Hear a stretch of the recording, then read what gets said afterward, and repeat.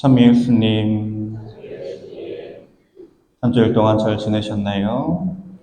네, 벌써 연중식이 시작된 지 세 번째 주일이 되었고, 오늘은 나를 따라오너라, 내가 너희를 사람 낳은 어부가 되게 하겠다라는 예수님의 부르심에 우리가 어떻게 응답해서 이 신앙의 여정을 어떻게 걸어가야 할지를 두 가지 과정을 통해서 살펴보도록 하겠습니다. 본격적인 이야기 시작하기 전에 오늘 노래 하나 들으면서 시작하겠습니다. 가사를 잘 봐주시면 좋을 것 같아요.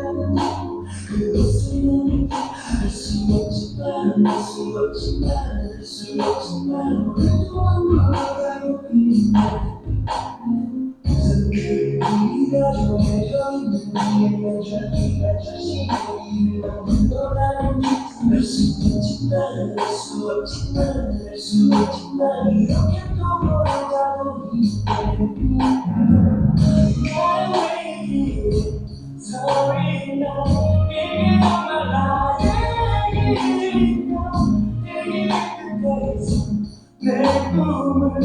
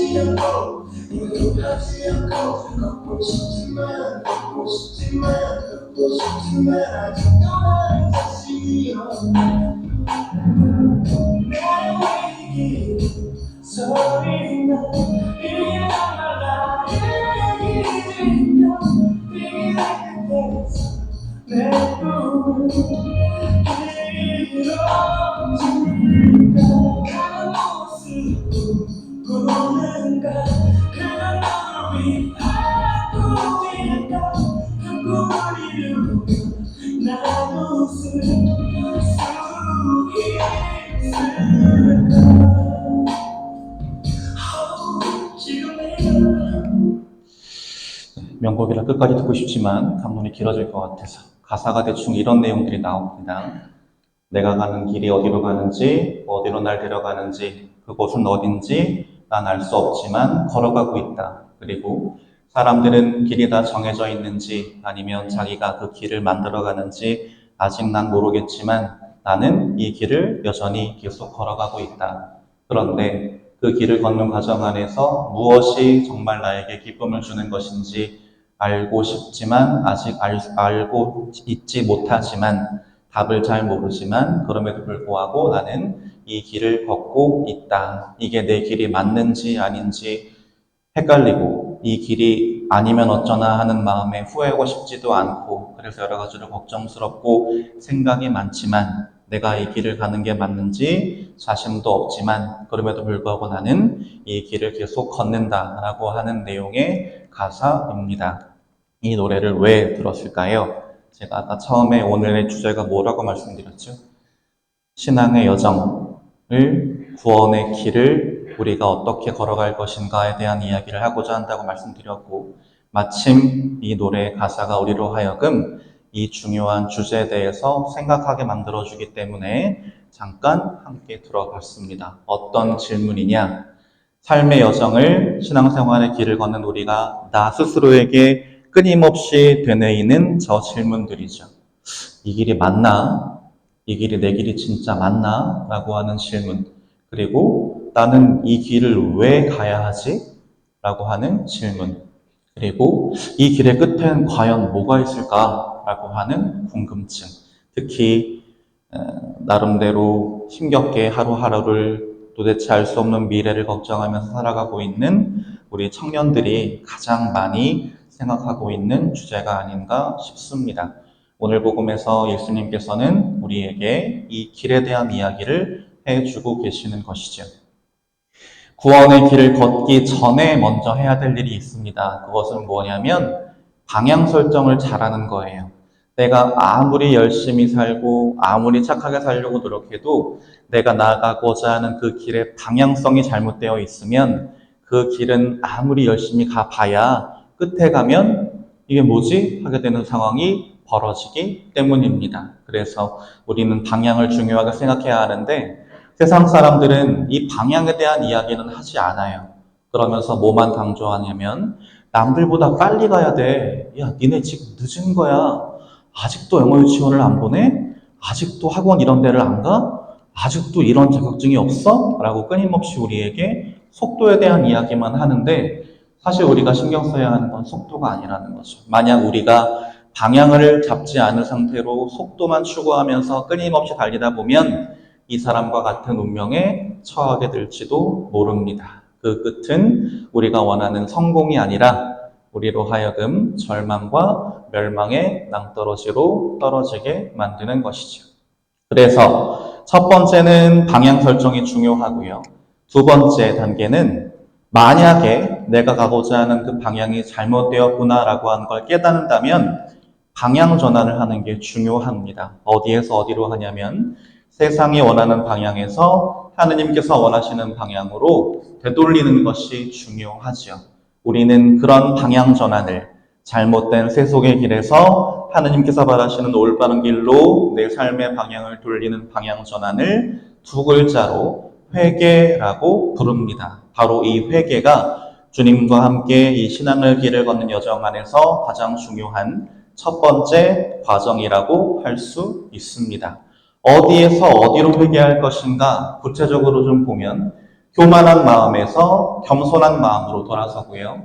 집착하는 마음에서 나누려고 하는 마음으로 돌아서고 독선에서 남을 배려하는 마음으로 고집에서 하느님 뜻에 순명하는 마음으로 돌아서는 것이고 한 번 돌아서는 걸로 끝나는 것이 아니라 내가 돌아선 그 방향으로 꾸준하게 계속 나아가는 것이 바로 우리가 신앙의 여정에서 실행해야 할 회개의 의미이자 중요성이라고 할 수 있습니다. 오늘 제일 독서에서 이런 회개를 가장 극적으로 실천한 사람들을 우리는 만나게 됩니다. 오늘 제일 독서는 요나 예언서였어요. 저 조그만 땅덩어리에 다른 나라의 지배나 받고 있는 보잘것없는 한 나라의 예언자가 그때 가장 잘 나가던 대제국의 성읍에 들어가서 저렇게 외치는 겁니다. 이제 40일이 지나면 니네 제국은 무너질 거야. 니네 다 멸망할 거야. 라고 외치는 겁니다. 만약에 우리가 이런 상황을 마주한다면 우리는 저렇게 외치는 사람을 어떻게 대할까요? 아, 우리가 정말 잘못했구나. 하나님께서 우리에게 회개의 메시지를 선포하시는구나. 라고 그 말을 귀 기울여 드릴까요? 아니면 왜 미친놈이 헛소리하고 있네? 라고 생각할까요? 아마 우리는 후자 쪽을 택하는 경우가 많을 겁니다. 그런데 이 대제국의 시민들은 어떻게 했느냐?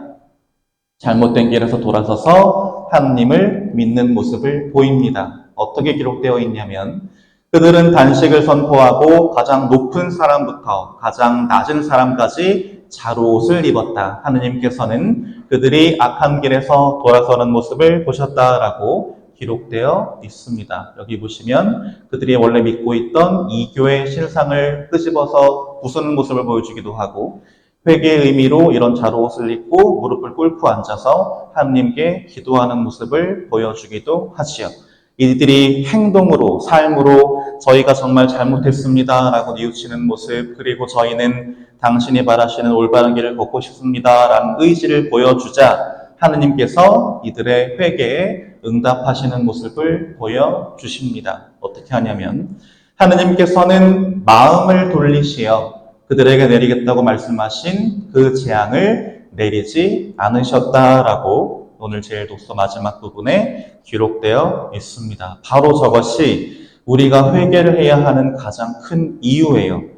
회개라고 하는 건 마음을 내 삶을 하느님께로 돌리는 건데, 우리가 마음과 삶을 하느님께로 돌리면 하느님께서도 우리에게 멸망과 심판을 내리시기로 했던 그 마음을 돌리셔서 우리에게 사랑과 은총을 베풀어 주시기 때문입니다. 그래서 우리는 회개를 해야만 하는 것이죠.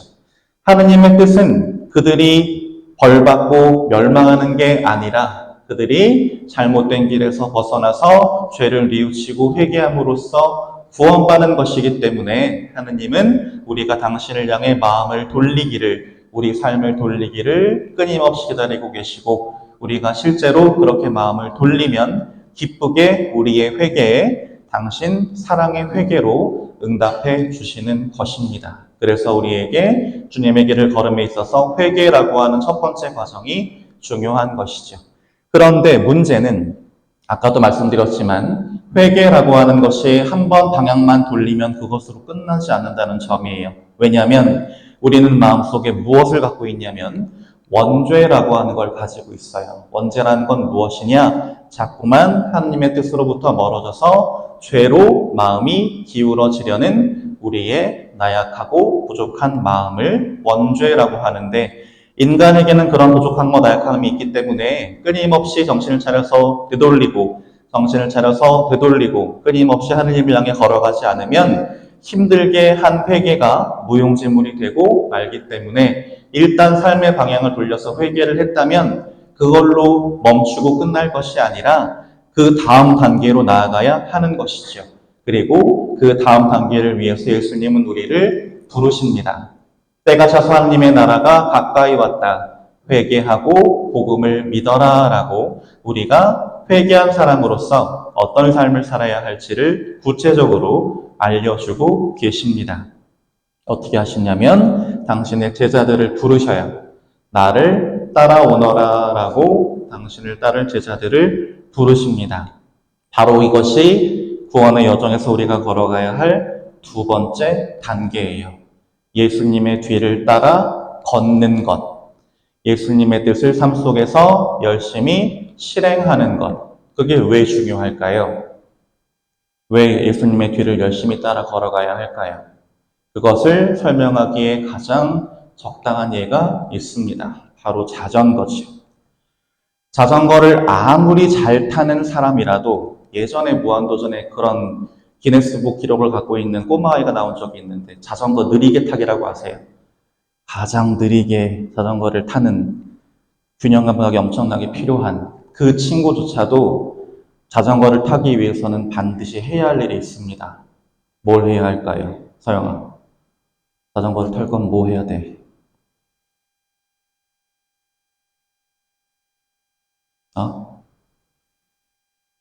단순한 대답. 페달을 밟아야 돼요. 페달을 안 밟고 아무리 핸들을 돌려봐야 쓰러집니다. 우리는 너무나 단순한 그 답을 알고 있지요. 신앙의 길도 마찬가지라고 하는 거예요. 힘들게 겨우겨우 잘못된 길에서 벗어나서 하느님을 향했으면 그걸로 가만히 서 있으면서 끝날 것이 아니라 나를 따라오렴이라고 우리를 부르시는 주님의 목소리에 응답해서 그분 뒤를 향해 우리 삶의 페달을 밟아야만 하는 겁니다. 그런 것들도 하지 않으면서, 주님의 뜻을 따르기 위해서 아무런 노력도 하지 않으면서 그냥 하느님만 바라보고 있다 보면 알아서 구원받겠지라고 생각하다 보면 우리는 자연스레 또 하느님으로부터 멀어져서 엉뚱한 방향을 바라보고 헤매고 있을 것이기 때문입니다. 그래서 우리에게는 주님을 향해서 방향을 잡았으면 그분을 향해 삶의 페달을 밟는 것이 중요합니다. 신앙생활이라고 하는 건 결국 주님과 한 배를 타고 하느님 나라를 향해 나아가는 여행이라고 할 수 있는데, 하느님 나라를 향해 나아가는 그 여정에서 내가 노를 젓지 않는다면, 내가 그분의 뜻을 따르는 실천을 하지 않고 가만히만 있는다면 우리가 타고 있는 이 신앙이라고 하는 배는 결국 삶의 거센 풍랑과 파고를 이겨내지 못하고 절망과 멸망 속으로 가라앉고 말 겁니다. 그래서 신앙의 의미와 기쁨을 찾고 싶으시다면 소극적으로 아무것도 하고 있지 않은 모습이 아니라 적극적으로 페달을 밟고 적극적으로 노를 젓는 우리의 노력이 필요한 것이죠. 그것을 누구보다 잘 알고 있었기 때문에 오늘 복음에 나오는 4명의 제자들은 그런 적극적으로 페달을 밟고 노를 젓는 일을 실천하는 모습을 보여줍니다. 어떻게 페달을 밟고 어떻게 노를 저었느냐? 저렇게 나와 있어요. 그들은 곧바로 그물을 버리고 예수님을 따랐다. 그들은 아버지 제베데오를 사꾼들과 함께 배에 버려두고 그분을 따라 나섰다라고 되어 있습니다. 바로 이것이 주님을 따르기 위해 우리가 삶의 페달을 밟는 구체적인 방식입니다. 어부가 그물을 버렸다는 건 뭘 뜻할까요? 어부에게 있어서 그물이란 물고기를 잡아서 자기 삶을 영위할 수 있는 유일한 수단입니다. 그것을 주님을 따르기 위해 버렸다라고 하는 것은 내가 주님을 따르는 과정에서 방해가 되는 모든 것들을 기꺼이 버릴 준비가 되어 있다. 나는 나의 삶 전부를 세상이 아닌 주님의 손에 기꺼이 내어 맡기고 따라가겠다라고 하는 과감한 결단을 표현하고 있습니다. 그리고 아버지를 자기 배에 사꾼들과 함께 버려두었다라고 하는 것은 사실 그보다 더 큰 포기와 버림을 필요로 하는 일이에요.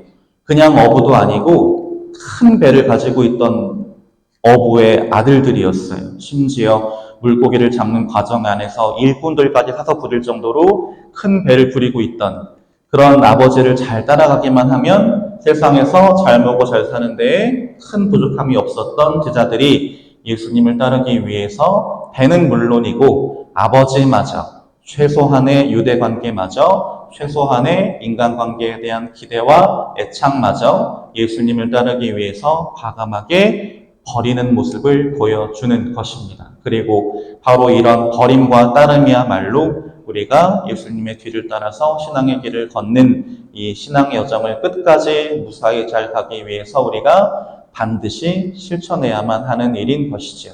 그리고 예수님은 우리가 그런 버림과 따름을 통해 당신의 뒤를 충실히 따라가는 여정을 잘 가면 그런 우리를 무엇으로 만들어주겠다고 하시냐면 사람 낚는 어부가 되게 하겠다라고 말씀하십니다.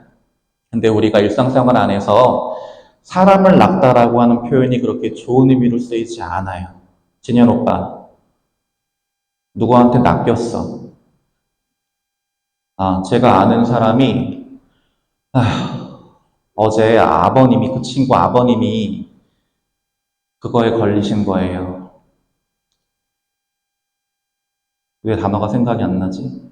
보이스피싱에 당하셔서, 근데 그것도 막 사람들이 잘 모르는 최신식에 당하신 것도 아니고, 아빠 나 누구누군데 핸드폰이 고장나서 지금 AS 받으러 와 있어. 근데 외국에서 온 문자, 이거에 당하신 거예요. 그래서 500만 원인가 되는 돈을 인출을 당하신 일이 있었는데, 아무튼 우리는 보통 이런 일을 겪었을 때 나 누구한테 낚였어 라고 하죠. 하지만 예수님이 우리를 낚으시겠다고 한 건 우리를 그런 식으로 곤란하게 만드시겠다는 뜻은 절대 아닐 겁니다.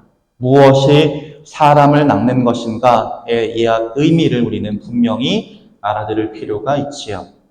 우리가 신앙의 여정에서 주님의 뒤를 따르는 방식에는 두 가지가 있어요. 첫 번째는 물고기를 낚는 삶을 살 것인가, 두 번째는 사람을 낚는 삶을 살 것인가인데, 물고기를 낚는 삶이란 무엇이냐? 욕망과 집착을 쫓는 삶을 산다는 뜻이고요. 그것은 쫓으면 쫓을수록 마음에 만족을 주는 것이 아니라 그거에 더 집착하게 만들고 마음을 더 공허하게 만드는, 그럼에도 불구하고 참된 행복은 누리지 못하는 그런 불행한 삶을 살게 되는 것이 바로 물고기를 낚는 삶입니다. 하지만 예수님께서는 우리를 그런 삶에서 해방시켜 주시겠다고 하신 거예요. 우리가 당신을 따르기 위해서 세상의 것들을 과감하게 버리고 비우고 포기한 상태로 당신을 따를 수만 있다면 우리는 물고기나 낚는 세상의 어부가 아니라 삶의 참된 기쁨과 의미와 행복을 낚는 당신 구원의 사도로 변화될 수 있다라고 당신은 우리를 그 중요하고 의미 있는 일로 초대해 주시고 계시는 겁니다. 그리고 만약 우리가 그런 주님께 대한 굳은 믿음을 가지고 그분의 뜻을 충실히 실천하는 그 과정 안에서 진정한 기쁨을 누린다라고 한다면, 사람을 낚는 그 기쁨이 무엇인지를 제대로 맛보았다라고 한다면 다시 물고기나 낚는 예전의 생활로 돌아가려고 하지는 않을 겁니다. 그래서 우리는 사람을 낚는 이 삶을 통해서 주님 사랑 안에서 참된 행복을 누리며 살기를 마음으로 바라고 따라야만 하는 것이지요. 그래서 우리가 이런 사람을 낚는 사도로 변화됨으로써 주님과 함께 그분의 사랑 안에서 진정한 기쁨을 누리는 사람으로 변화되고 싶다면, 우리는 나를 이 세상에 묶어두고 우리를 끊임없이 구속하려고 드는 세상의 것들이 무엇인지를 잘 식별하고, 정말 나에게 필요한 것들을 붙잡기 위해서 나에게 지금 불필요한 것들, 나를 잘못된 길로 빠뜨리는 것들을 과감하게 내려놓는 과정이 필요한데, 우리는 그 과정을 식별과 선택이라고 부릅니다. 그런데 안타깝게도 신앙생활을 하시는 많은 신자분들이 이 식별과 선택을 제대로 못하시는 경우가 많아요. 왜냐하면 세상 쪽을 못 내려놓으시기 때문이에요. 그러면서 어떤 길을 선택하시느냐? 적당히 세상 쪽에 다리 한쪽, 예수님 쪽에 다리 한쪽을 걸쳐놓고 눈치를 보는 삶을 많은 분들이 살고 계시죠. 그런데 우리가 그런 식으로 계속해서 한쪽은 세상에, 한쪽은 예수님께 양다리를 걸치고 살아간다면 어떤 상황이 벌어질까요? 세상의 뜻과 예수님의 뜻이 정반대되는 상황이 벌어졌을 때 우리의 다리는 그 어마어마한 괴리를 이기지 못하고 쫙 찢어져 버리고 말겠죠. 그래서 우리는 버려야 할 것은 과감하게 버려야 합니다. 무엇을 버려야 할 것인가? 두려움과 걱정을 버려야 하고요. 나태함과 안일함도 버려야 하고, 우유부단함과 비겁함도 버려야 하고, 거짓과 위선, 욕심과 집착, 고집과 편견도 버려야 합니다. 이렇게 우리를 세상에 올가매는 것들을, 우리를 참된 행복을 누리지 못하게 방해하는 것들을 하나하나 버리고 나다 보면 우리는 비로소 우리의 영혼과 마음이 가벼워져서 그 가벼워진 상태로 주님의 뒤를 충실하게 따를 수 있을 것이기 때문입니다. 그래서 이번 한 주를 살아가시면서 각자 한번 묵상해 보시면 좋겠어요. 지금 나를, 주님의 뒤를 충실히 따르지 못하게 세상에 올가매고 있는 그물과 배는 과연 무엇인지, 그리고 나는 그 그물과 배에서 어떻게 해야 자유로워질 수 있겠는지 한번 진지하게 묵상해 보시면서 주님께 그 그물과 배를 제가 과감하게 버리고 당신을 따를 수 있는 힘을 주십시오라고 끊임없이 기도하시면서 한 주를 한번 충실하게 잘 보내보시면 좋겠습니다.